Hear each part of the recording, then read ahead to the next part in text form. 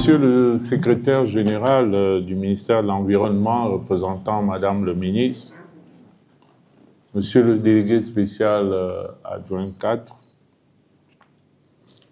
Mesdames et Messieurs les responsables des ONG Copil Citoyen et One Forest Youth Initiative, Mesdames et Messieurs les responsables municipaux, distingués invités, Mesdames et Messieurs. Dans le cadre de la restauration de nos institutions et des actes posés par le président de la transition, président de la République, chef de l'État, le général de brigade Brice Clotaire Oligui Nguema, la République gabonaise s'est dotée d'une nouvelle loi interdisant l'utilisation des sachets plastiques à usage unique. C'est donc avec honneur et un profond sentiment de responsabilité que je prends la parole aujourd'hui au nom du délégué spécial empêché, le général de brigade Jude Ibrahim Rapochombo, pour vous souhaiter la plus cordiale des bienvenues dans notre maison commune. Je tiens à exprimer notre sincère gratitude aux Copil Citoyen et à One Forest Youth Initiative, deux organisations non gouvernementales qui œuvrent sans relâche pour la préservation de notre environnement. Grâce à leur engagement, cet atelier est possible aujourd'hui dans les locaux mis à la disposition par la mairie de Libreville et il constitue une occasion précieuse de discuter collectivement des enjeux liés à cette loi. Mesdames et Messieurs, distingués invités, à Libreville, plus que dans d'autres régions, les impacts du plastique sont visibles chaque jour et c'est pourquoi la mise en œuvre de cette loi est essentielle pour préserver notre environnement et offrir aux générations futures un cadre de vie plus sain. Cet atelier, organisé par ces deux ONG, vise à sensibiliser les différents acteurs à la nécessité de se conformer à cette législation, voulais-je dire. L'objectif est donc d'explorer les alternatives aux sacs plastiques et d'encourager la prise de conscience collective autour de cette transition. Ensemble, nous devons réfléchir à des solutions pratiques et à des moyens de favoriser la vulgarisation des bonnes pratiques écologiques au sein de nos communautés et dans nos entreprises. Je félicite donc les efforts de ces deux ONG pour leur rôle crucial dans la promotion du développement durable. Leur action auprès des citoyens et des jeunes est essentielle pour faire évoluer les mentalités et encourager les participations actives au processus de préservation de notre cadre de vie.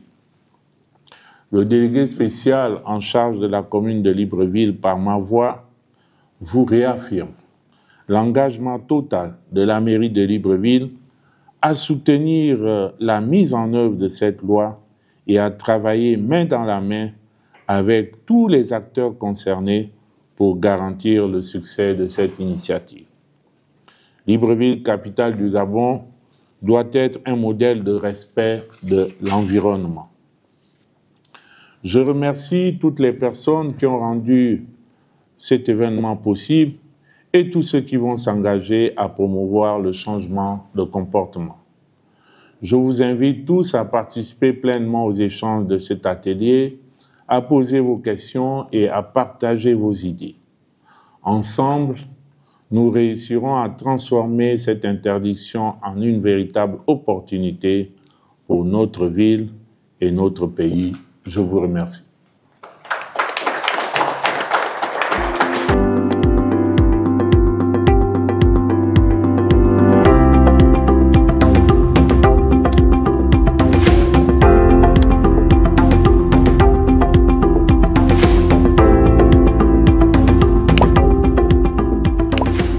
Mesdames et Messieurs les responsables des ONG et associations environnementales, distingués invités, Mesdames et Messieurs, avant d'entrer dans le vif de cette allocution, je voudrais rendre un vibrant hommage à son Excellence, Monsieur le Président de la Transition, Président de la République, chef de l'État, le général de brigade Brice Clotaire Oligui Nguema, qui a ouvert la voie pour la lutte contre les plastiques à usage unique en promulguant le 7 août 2024 la loi numéro 009/2024 du 4 août 2024 relative à la lutte contre les pollutions par les plastiques à usage unique en République gabonaise. Je remercie M. Raymond Sima, Premier ministre, chef du gouvernement de la transition, dont l'équipe gouvernementale a œuvré le 26 février 2024 à l'adoption de l'ordonnance numéro 0012/PR/2024 relative à la dite loi.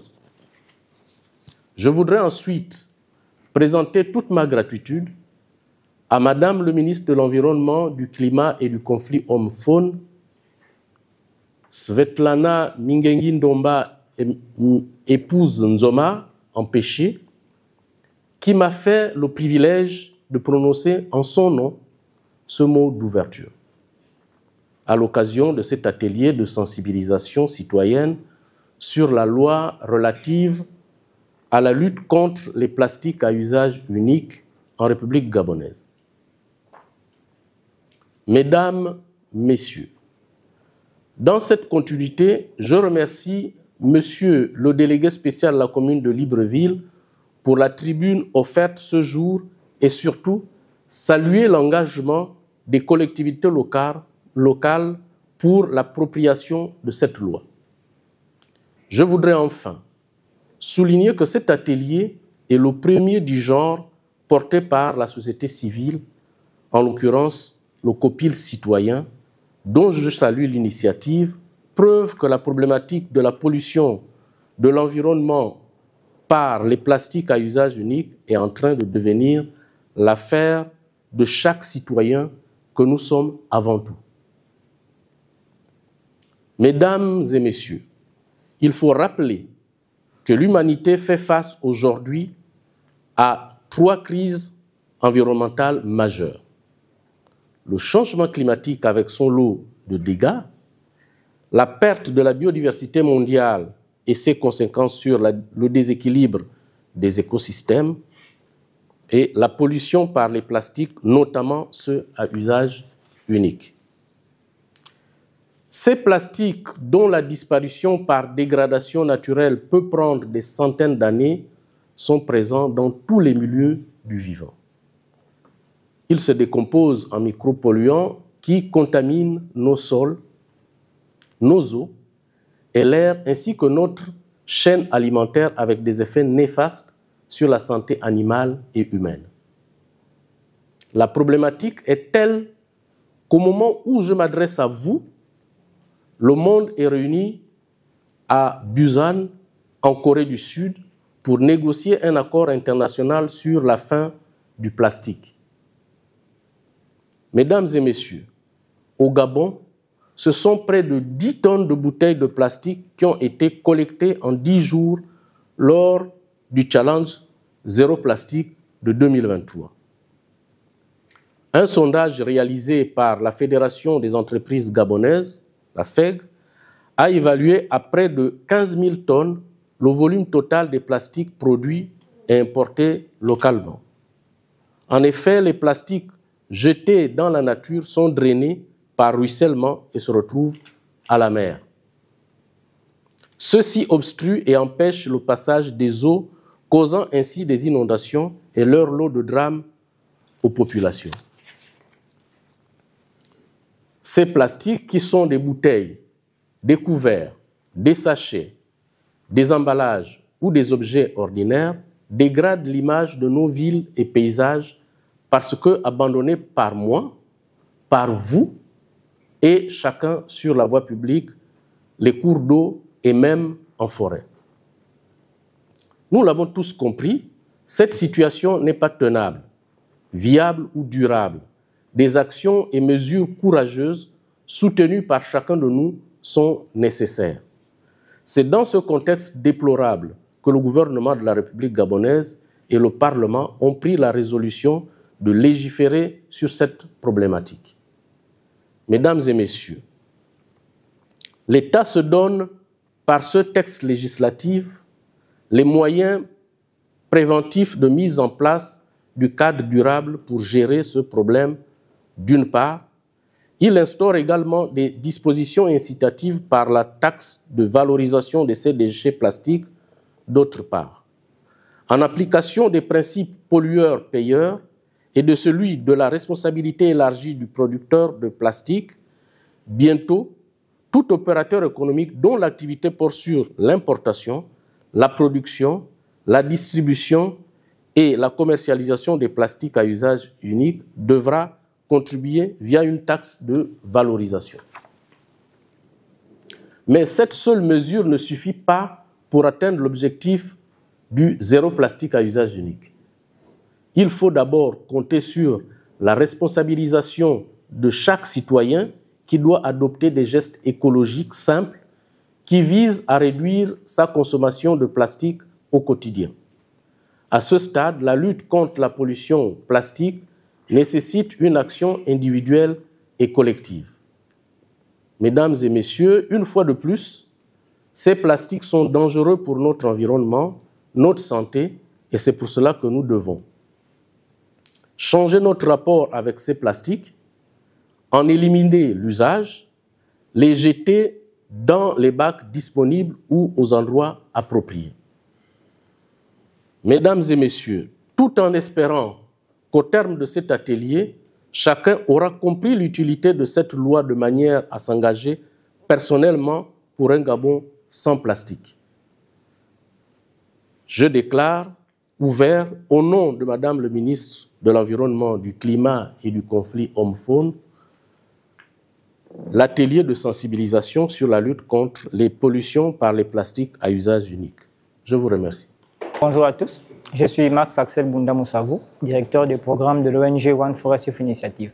Alors, si nous sommes là aujourd'hui, c'est pour un atelier de sensibilisation sur la loi 09/2024 du 4 août 2024. Vous savez, le président de la transition, M. Brice Clotaire Levingema, a tenu à ce que le Gabon se dote d'un corpus juridique qui permette de censurer et d'interdire les sachets plastiques à usage unique au Gabon.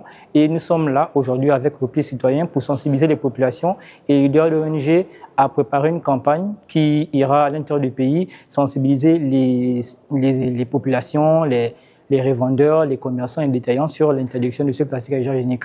Parce qu'on estime que nul n'est censé ignorer la loi et il est important que ces populations, que ces usagers connaissent les tenants et les aboutissants de cette loi. Vous savez que pendant longtemps, tenez, nous venons de passer un référendum. Tout le monde a lu la loi, tout le monde a boudé la loi. Pendant longtemps, on nous a dit que les lois n'étaient pas bien faites, mais cette fois-ci, voilà une loi qui a été bien faite. Donc, sur ce, on ne dira pas que les autorités de la transition n'ont pas fait leur travail. Une loi a été prise. Cette loi a recensé un certain nombre de plastiques à usage unique. D'accord? Et ce certain nombre de plastiques à usage unique sont désormais interdits en République gabonaise. En réalité, il faut se rendre compte que l'ordonnance qui a précédé la loi, cette ordonnance a été prise le 26 février 2024. Et l'ordonnance a été publiée au journal officiel, d'accord, le 28 mars 2024. Ce qui fait qu'en réalité, ça va faire pratiquement plus de 6 mois que cette ordonnance a été prise. La loi a été confirmée par le Parlement. Hein.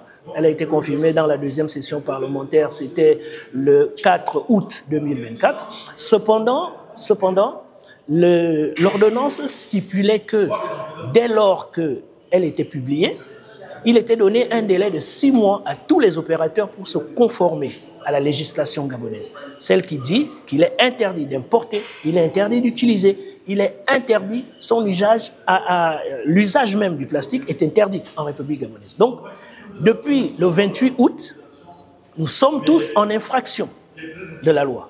Depuis le 28 août. c'est cela, et voilà pourquoi le COPI citoyen et le One Forest Environnement, One Forest Youth Initiative ont décidé de ventiler l'information afin que tout le monde soit au courant de ce qui se passe. Alors, en termes de mécanismes, nos deux ONG, nous nous sommes convenus d'une chose. La première chose, c'est-à-dire qu'il faut avoir une action institutionnelle. Cette action institutionnelle vise à sensibiliser l'autorité municipale qui est ici, parce que si vous voulez, parmi les agents assermentés, il y a les agents municipaux, donc chargés, qui sont assermentés d'ailleurs. Il y a les chefs de quartier, d'accord? Les chefs de quartier sont au contact direct des opérateurs économiques dans nos quartiers qui sont les portes d'entrée de ces plastiques à usage unique. La deuxième chose à faire est celle aujourd'hui d'en arriver à la sensibilisation institutionnelle. Il s'agit nécessairement que nous allons prendre rendez-vous avec le directeur général des douanes. Parce que ce qui ne rentre pas ne peut pas être utilisé. D'accord? Donc aujourd'hui, nous allons rencontrer dans un deuxième temps le directeur général des douanes afin de lui signifier que désormais, en République gabonaise, c'est interdit, qu'il y a des amendes qui tombent sur tout le monde, sur cette loi. Et donc, à partir de là, nous allons donc entreprendre une action de grande envergure qui sera aussi bien qui sera nationale, en fait, à travers les provinces. Nous, au COPI citoyen, nous avons la chance d'avoir des coordinations provinciales. Donc, nous allons les activer. OFI, qui est le YOF Initiative, comment je vais dire, coupé. Donc, OFI, qui est le One Forest Youth Initiative, donc le Parlement des jeunes. Les jeunes sont partout. Donc, avec OFI, nous allons rentrer dans une campagne nationale visant à expliquer d'abord aux chefs de quartier. Ensuite, nous allons expliquer à la population. Il va y avoir des caravanes, des spots télé, un peu comme le documentaire que vous voyez, qui seront mis en place pour pouvoir sensibiliser le maximum de personnes à la loi. Parce que après, la justice prendra le relais.